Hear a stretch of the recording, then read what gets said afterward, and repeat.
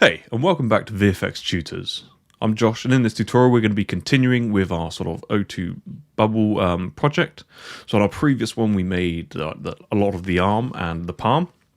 So we're just going to carry on and we're going to do the fingers, and hopefully we should have the arm pretty much done by the end of this one, and the hand. Because a lot of the fingers are pretty much the same. So yeah, I hope you've been enjoying these little series of tutorials. I know they've been quite long, but I'm not speeding through anything, so if you're looking for like a quick fix, this is probably not the sort of tutorials for you. This is very much a sort of a very in-depth learning process, and I will talk through every sort of step and all my mistakes. I don't cut anything out, so and I haven't planned it, so I'm just kind of doing this as I go along, how I'd usually do a task in production.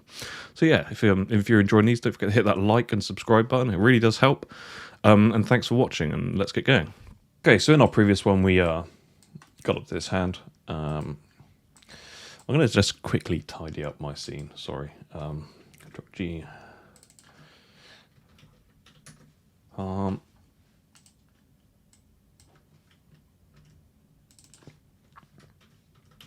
Wrist.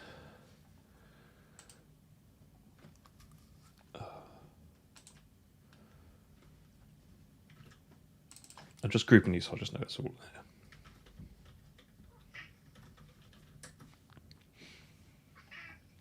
What do you want, kitty cat?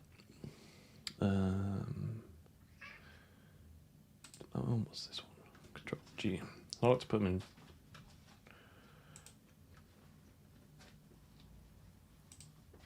We've got some on there, so let's just Control G that.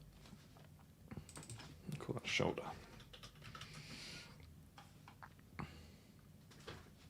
Just because I've probably got some leftover transforms from where I need to delete some history. Ooh, cat's doing funny noises.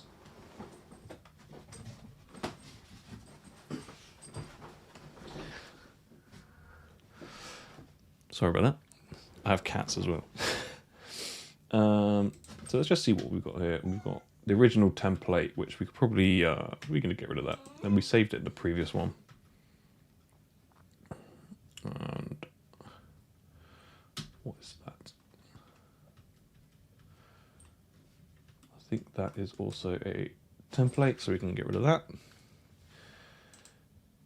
And these are old transforms from our previous sort of objects, so I'm just going to go through and delete some things that some of this might be in the reference. But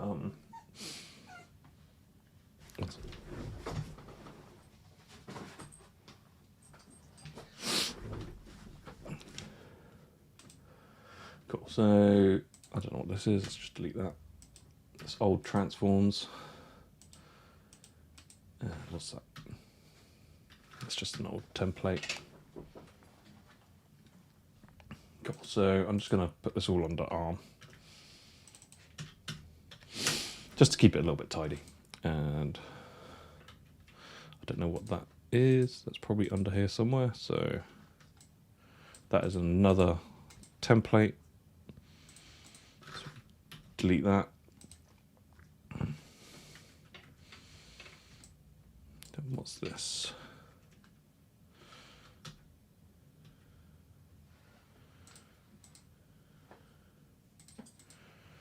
Cool, so that's our part of our arm. We'll just stick that under there, just to keep it all together. We've got our torso.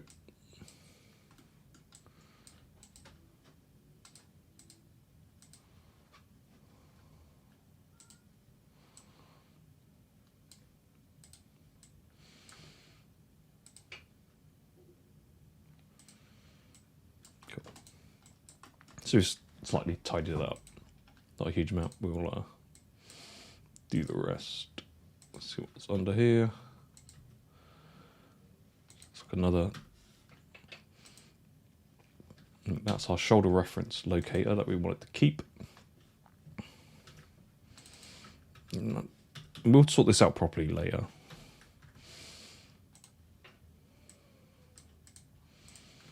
We can Shift P that out and put that into the torso. We've got the head there.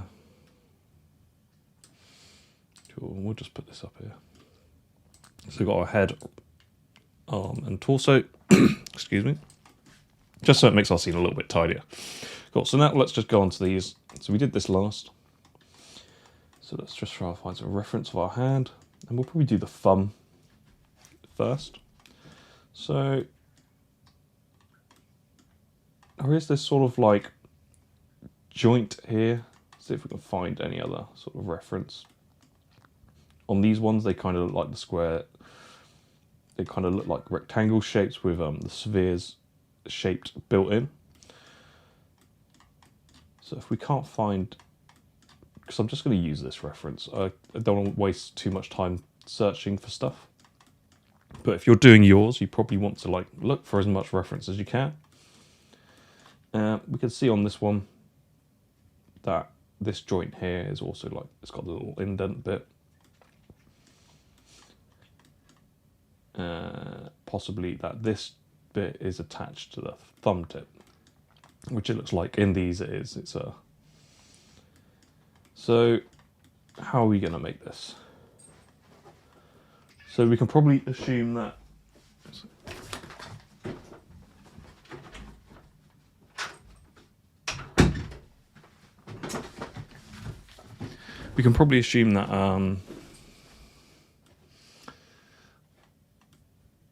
so let's try and see how this actually works. I'll figure out actually how this will work. So that's probably a separate joint on the inside. So if we look at these, they've kind of got these ball parts. And this will be, the thumb joint will be attached to in here. Attached to that.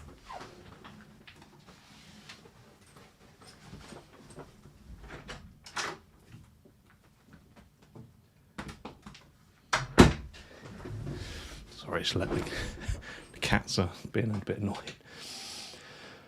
Yeah, so this is probably, the thumb bit is with the rectangle and it's attached to this sort of like coggy bit, and this is probably just like a section on the inside which allows it to rotate in any direction, whilst the thumb joint only, this part only rotates in one axis, but this part in that sort of would be the rig would allow it to rotate it in multiple directions.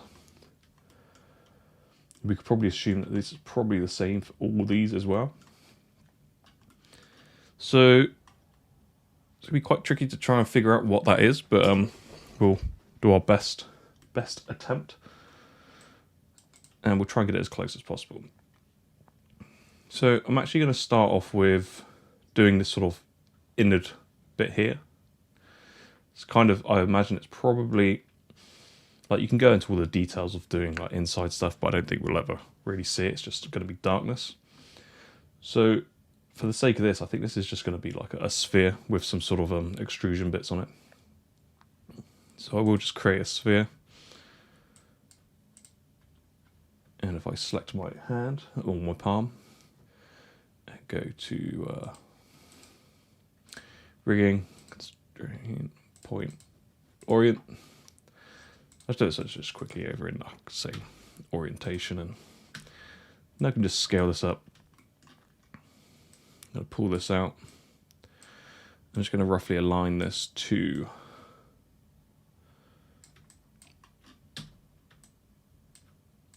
the center of this. And I'm just using this sort of, I know that edge flow is not absolutely perfectly round here, but I don't think this is, they're kind of elongated. That's not like a perfect circle, if you know what I mean. It's more like a very soft squircle. So I'm just going to try and get this as central as possible.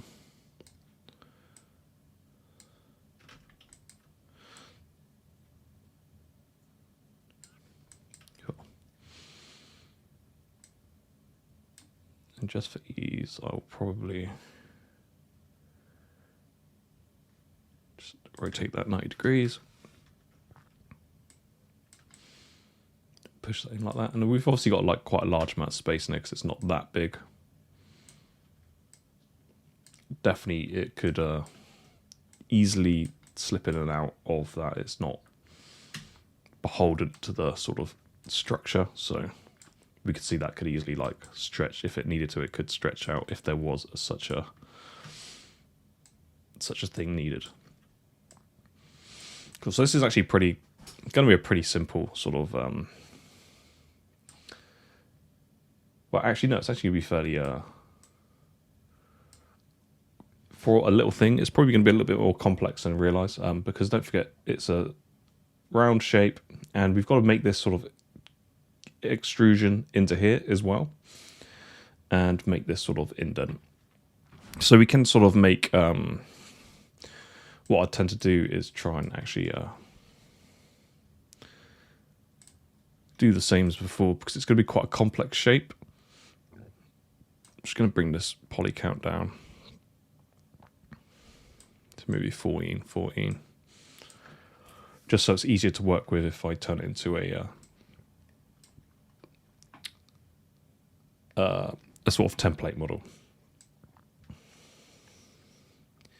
So I'm actually just going to block this out as well, because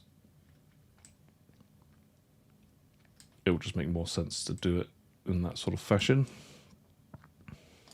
So I'm just going to duplicate that and hide that. I'm going to hide the original sphere because that keeps the...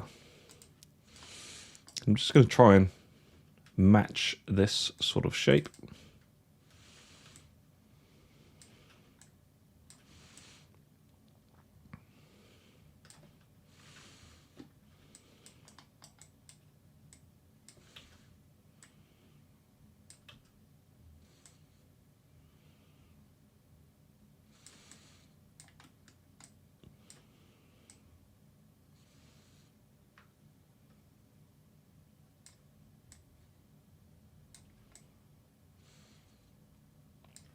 So I've kind of got this, made this sort of step shape now. Maybe it even goes out a little bit further. Let's bring that.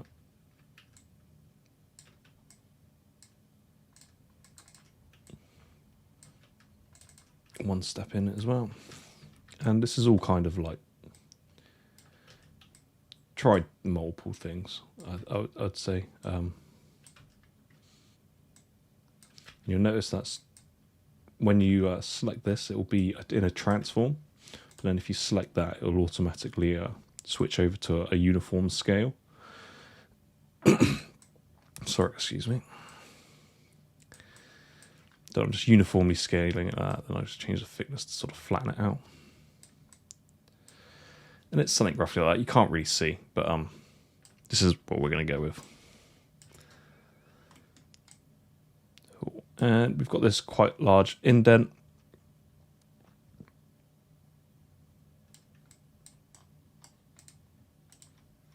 So it's got the... So if we actually, before chopping this out, let's build a cylinder. And I'm just going to constrain point and orient to that as well.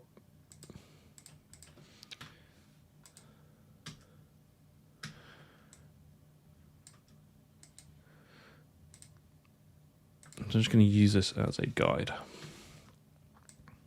because I can see that this sort of, it's not like, this joint here is not massively out of size of the actual sphere shape. But I know it's like the cut-in is something like this, so I can match it to my geometry.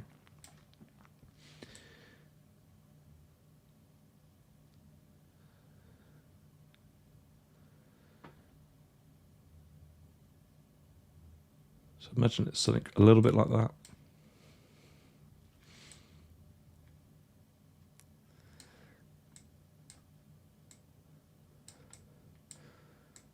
Just going to block out this sort of shape here.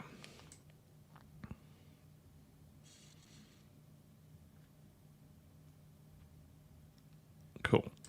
So if I actually duplicate that and hide the original, I can use this as a bit more of a template.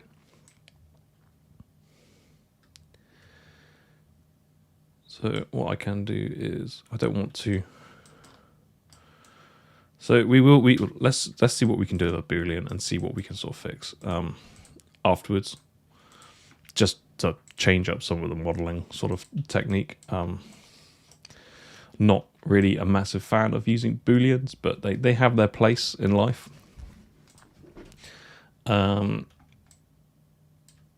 So what I will do is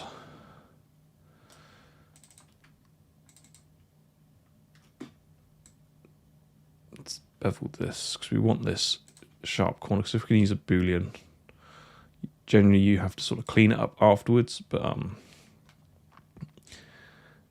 not particularly interested in doing cleanup of Booleans ever. So I'll always try and, if I'm going down the Boolean route, I'm definitely going to use it as a template.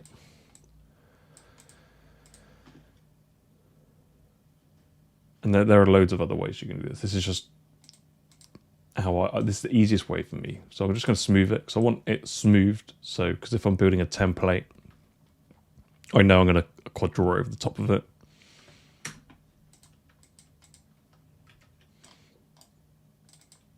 Yeah, I'm just going to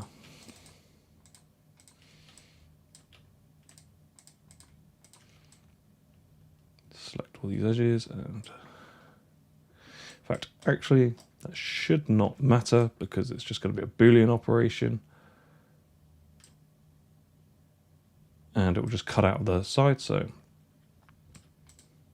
And if you want, you can duplicate that and hide that, just in case. I do it a lot. I like to keep I prefer to duplicate that instead of relying on undo. But anyway. So I've just selected my original sphere shape, then my bit that I effectively want to chop out. And I'm just going to go to edit, mesh, Booleans and Difference.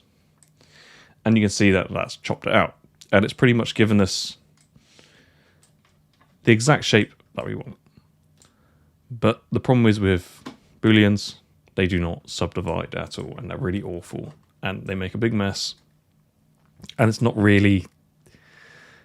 something that I would ever use straight out of the box, unless you plan on just like, I don't know. It's not production ready. They wouldn't, if you gave this at work, they'd probably tell you to go back and do it again. Anyway, so I've got this shape now, and because I know that I only subdivided it twice, I can use this now as a template and use it every 2 sections. So what I will do is make this live, and that like everyone has different ways of doing stuff. There's no set way. It's just easier for me. Cool. So, and to reduce because I don't really want to add a bevel or anything in here, so I'm going to make sure I'm conscious over my edge loops as well. So I know I need to make a tight edge here, and we can figure out I need to make sure that I hide that. Let's hide the Cool.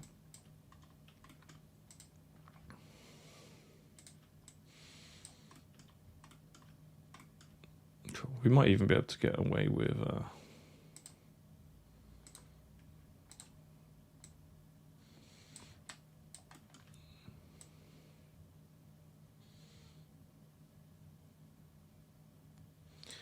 it's a bit risky because that's quite a stretch for a rectangle. We'll worry about that in a minute, but because we know we've subdivided it by twice.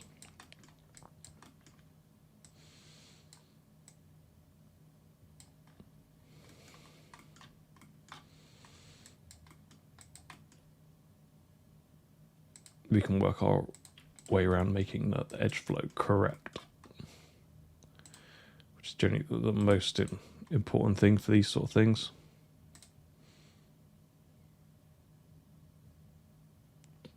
So if we plan out we probably could bevel this in the end. So if we plan out our bevel, we don't want to bevel in here. We can just use a uniform bevel all around these edges here. So let's also plan that bevel out as well.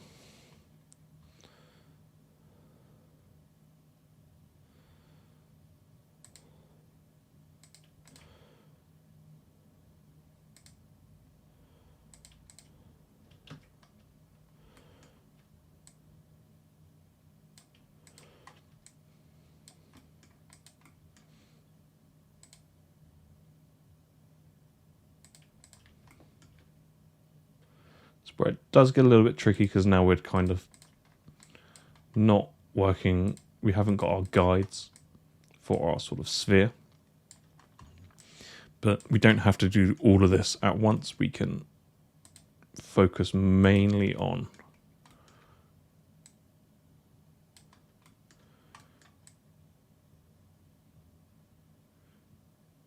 getting these edges. So let's actually bring this around. Let's actually match this up. I'm unsure of how much of a crease this might create.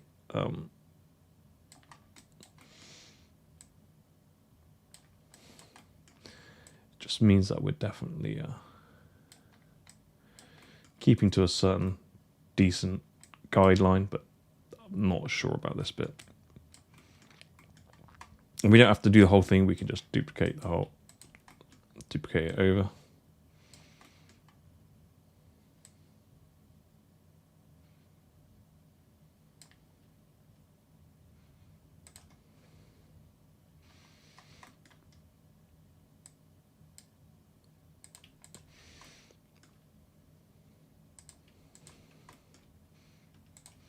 So it just means that we're just using our Boolean as a template to model correctly over the top. And this works in pretty much most cases. And we don't even have to do the whole thing. We just have to model a quarter of it. As long as we make 1/4 of this work, we can duplicate it around. Then we just have to worry about this stuff at the back.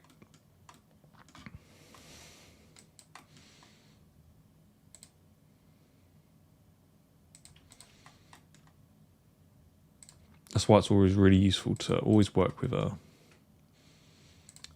uniform amount of polys. So I know I've got this sort of cut line here and a cut line down the center, so I can duplicate it. And it's kind of how you would work with mirroring if you're doing sort of anatomy or something like that, or like a head. But sometimes I find it easier not to have to mess around with mirroring.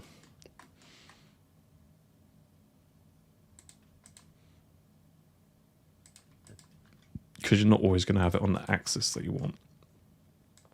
Unless you're always working from the origin. That's why in most cases I always work from the origin. But at the moment we're currently not. But it shouldn't make much of a difference really anyway, whether if you're at the origin or not. It just keeps everything a bit uniform.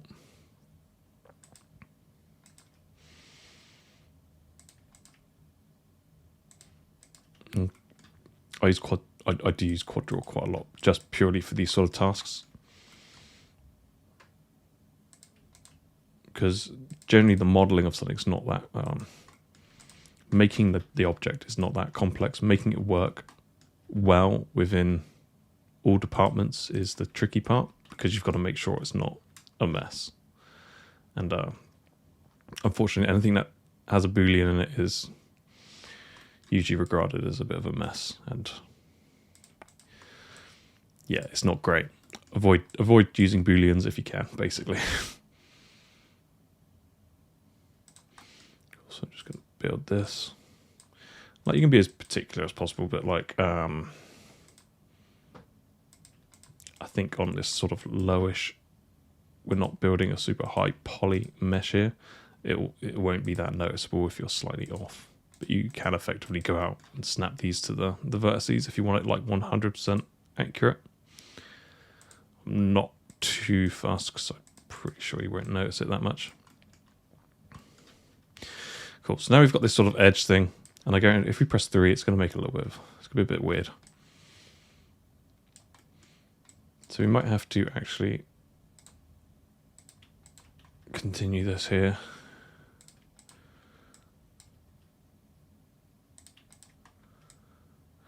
Got a feeling that we might create something a bit nasty here, but we won't know until we've really done it. So this is why it's a lot easier when you're working with a template, because it gives you flexibility to sort of go back and sort of fix these things, because your original shape's not there. You've just got to rethink where you're going to draw on your mesh. It takes a lot of the problem solving out of it. Well, some of the sort of heavy lifting of the problem solving.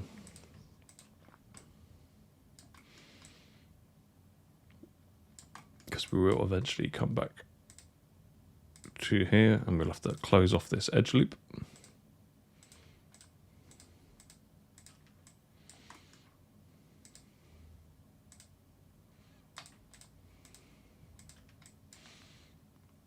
That should be fine. Oh, just not relax it.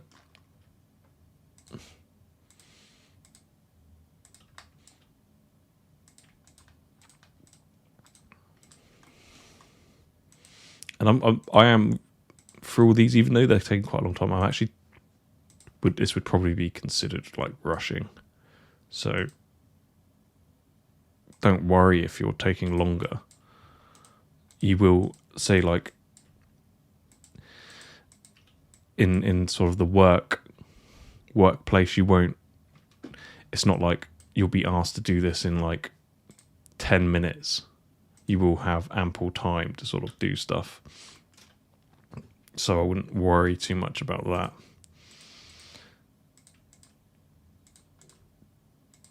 That's why doing things, sort of speed run stuff can be a bit misleading. And when you see fast forwarded tutorials, it's not reality.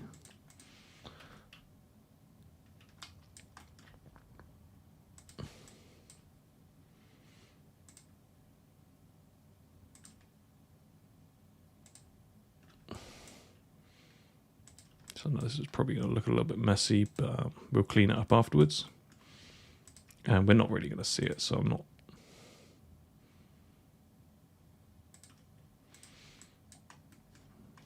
We can worry about that in a minute. In fact, let's just do it now.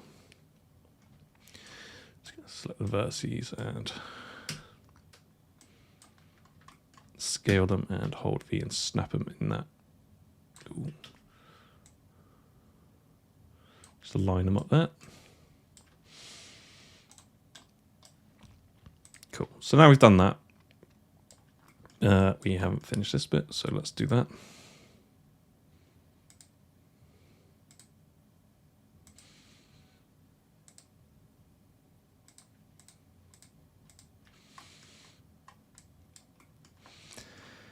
This is where it can become a little bit tricky.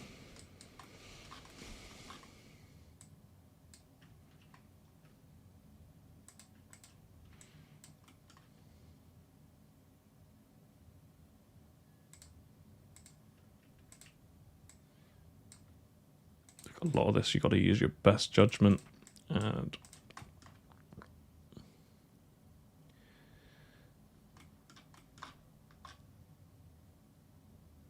where we can sort of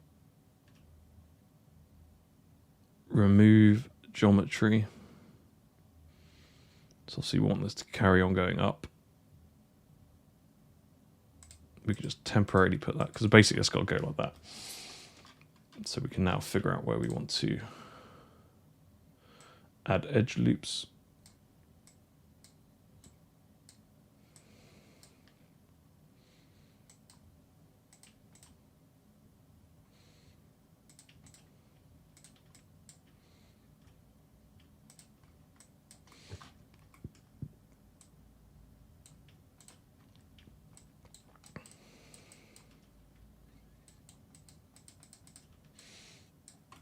So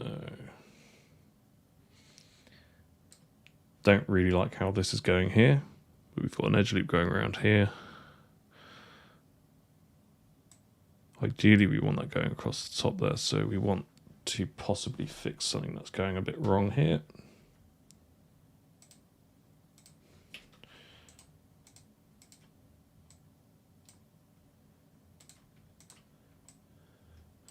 We could put the edge loop in there. So now we haven't got...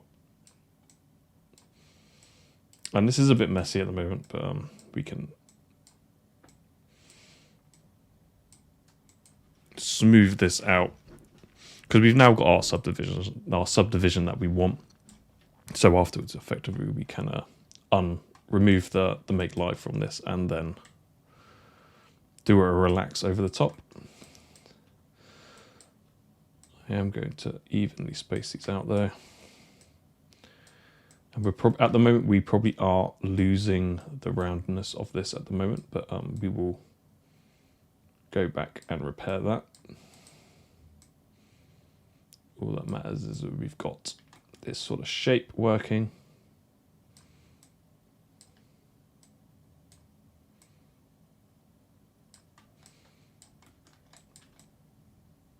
And we can just relax that for now. It doesn't matter. We can worry about that later. Cool. So we've now got this shape. What time are we on? We're on half an hour. I said we weren't going to do many more complex shapes, but actually this is actually quite a complex shape. Sorry about that.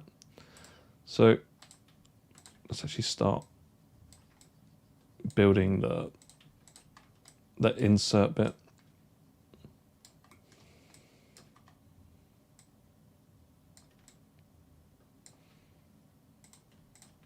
So we're gonna try and bevel this edge once we've joined it all together. So it doesn't matter that this is quite sharp, because if you smooth that now, it'd just be a mess.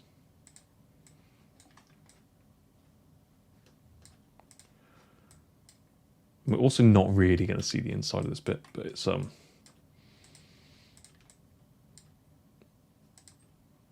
you're modeling, you want to challenge yourself. So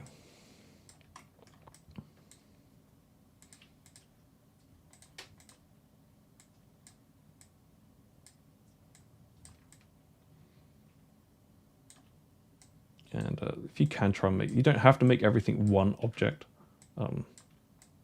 Depends on the sort of workflow that's going to... Why can't I grab that? The workflow that's going to happen with your model.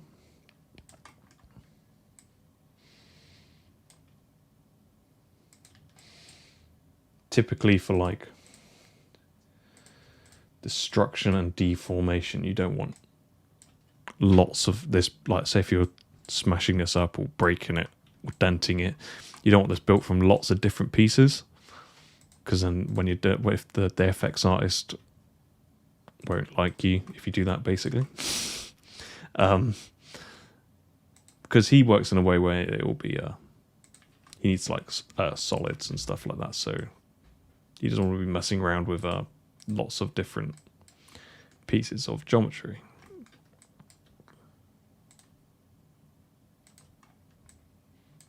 Cool. So we've sort of built that bit there. And we can actually be a little bit rough on the inside. We don't have to be absolutely perfect. So let's just bring these down.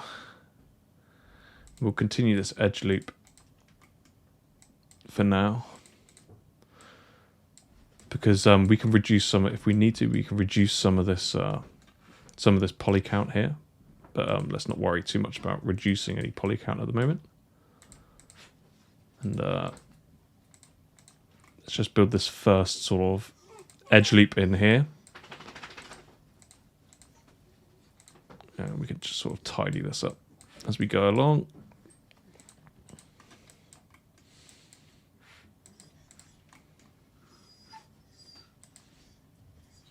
I think the dogs need to go out. 1 second. I'm just going to pause this and let the dogs out. So, 1 sec, yeah, I'm just going to pause this and let the dogs out. Sorry about that. Yes, let's carry on with this.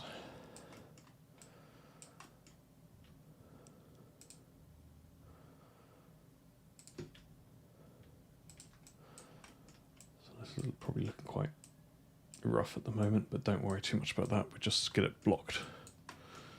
Those are because we can square that off afterwards.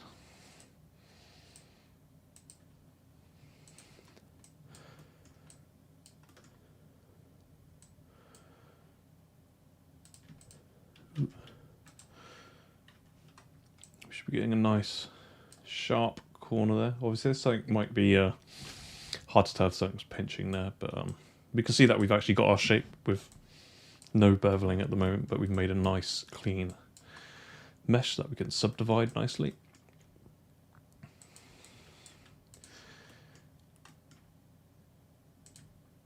And obviously we can keep these going, but it's probably easier just to sort of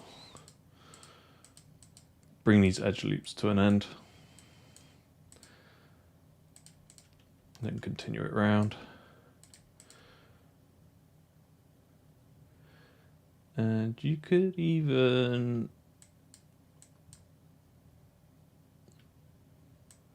try, it might be a bit cramped, but reduce it there if you need to.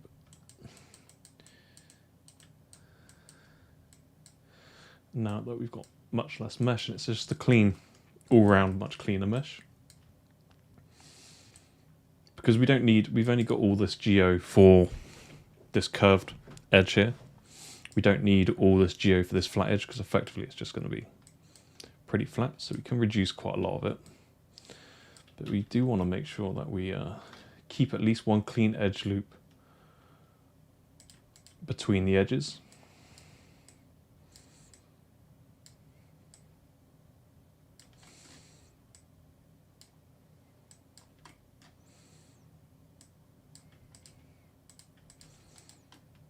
And you don't want to do you don't want to stack sort of poles or anything like that.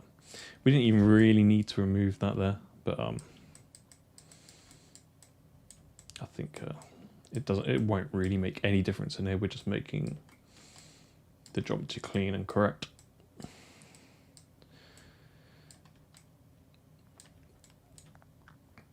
And the more we can simplify before it gets to this edge here, will make our lives a lot easier.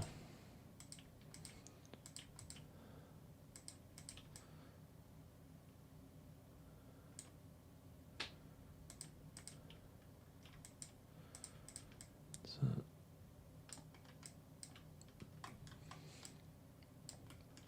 it's kind of difficult to see, but we'll just pull this up.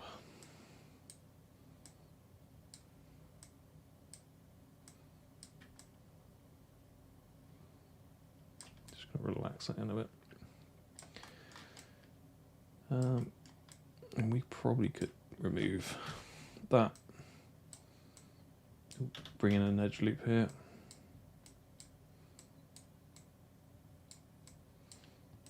Just so now we're not. I know it's kind of looking a little bit messy on the inside, but we're still keeping our edge loops, as you can see here. Just got to be very careful where we add edge loops in the future, just in case we had geometry in places that we didn't want. But in this case, we kind of just want to make this inside bit as easy to work with as possible. And we can just do that by reducing the poly count before we of our edge loops. And I'm just doing it roughly here, so you can see the center line there quite easily.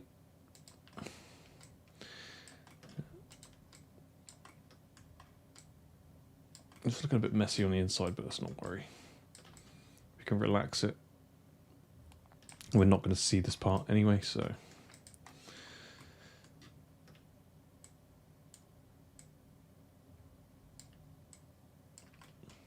But just because you don't see it doesn't mean that you can you can hide stuff in there, obviously, but attention to detail goes quite a long way in modelling. And it really does depend on whose it's going to next. Because even though this is like a hard surface model. I know we're quite low. Still a good, like, you never know if they're actually going to run a sculpting pass over the top of it. You just never know. And that's how you got to, that's why in some modeling sort of positions, there'll always be like, do you understand sort of subdivision mesh, like modeling with the possibility of subdivision?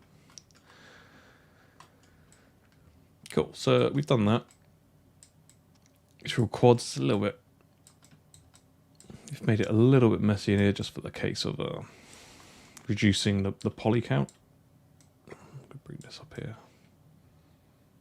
We've got quite a few poles and nodes in here, but it doesn't matter because we don't really see it.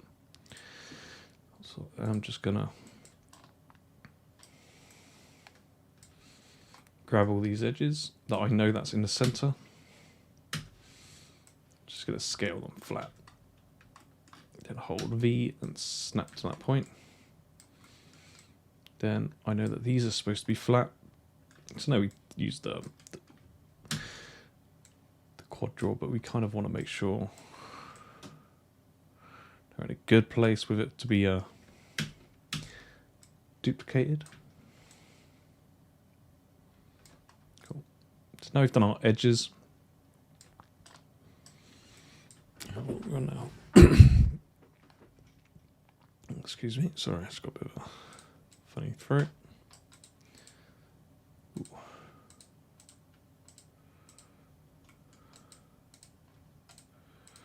Let's put this back on Make Live and put this on Quad Draw. Done something here. What's happened here?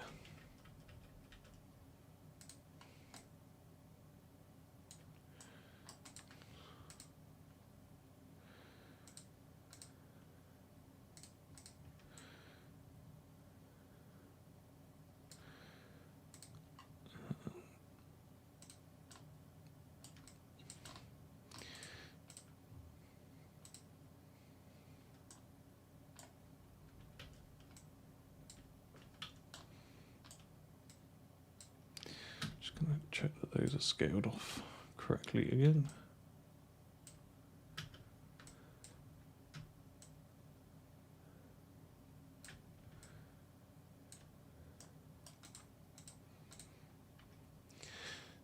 Just go back to my Make Live and Quad Draw. So I'm just going to use this to sort of, I can use this to relax some of the areas. Shouldn't really need to, but might need to pull these in a bit tighter. So we're not going to see it.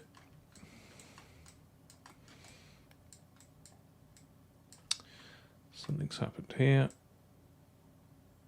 Oh, I probably scaled, accidentally scaled that. We won't bother relaxing that. Cool, so if we just isolate that, we can now see we've got our shape. If I just smooth it now, obviously it's going to have some funny bits on the edge, but we can sort of check if things are looking correct. We're not adding any crazy stuff in there, and it looks like we've got a pretty decent shape here. And yeah, we have funny stuff around the back, so it's not one complete object, but you can see now when we will duplicate this. Turn our shading wireframe, shade it back on.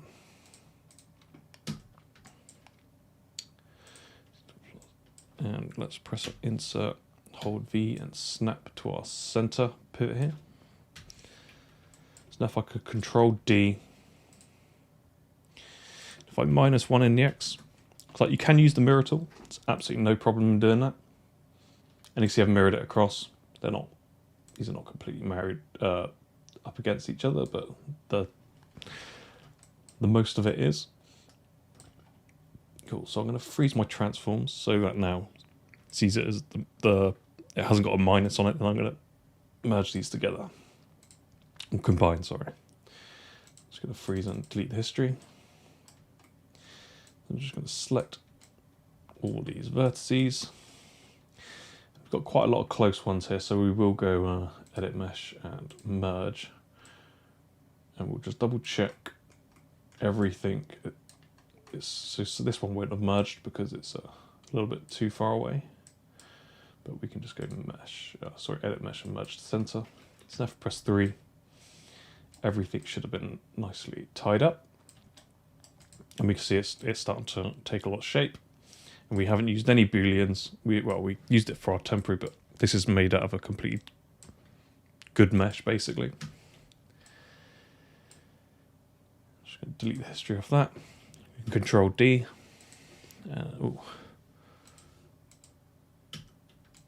I'll change my pivot point first in the Y to the right at the bottom.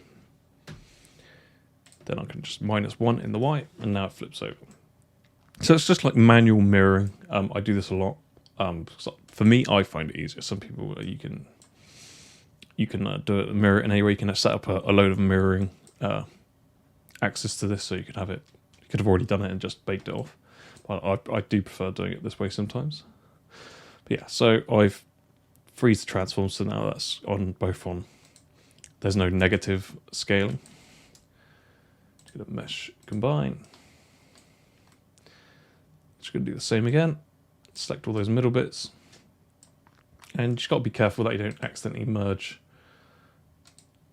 some together by accident. It'll be mostly in these sort of areas here, but it's always good to double check that you haven't accidentally merged them.